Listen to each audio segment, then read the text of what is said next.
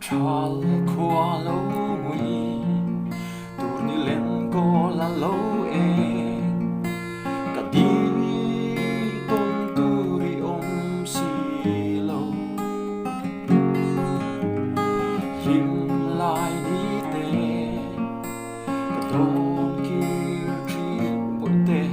nằm ngày lại doa lệ tri lên rùa tê cái tôn thiên cục tên nặng lệ đi trang bê kể yang suy lung mô tôn tu yom si lâu in vang khoa bê là lim tên lên tận hoa nghe ye ô tổ thiêm hơ nghe lung lên hi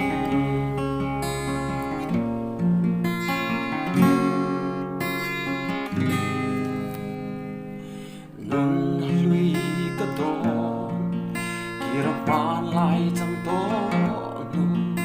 nhựa dài lên cái kir tổ lô tôn thar đi tra vì là lim tê a lên in tụ lên cái sam khi na lên ruộng tê cái tôn thịt cốc tên ăn lên đi trang bên bây giờ suy lung mó tôn tu yom si lâu in vang khoa bê là kim tên lên tên đoan nghe ye ô tổ thiêm hơ nghe lung lên hi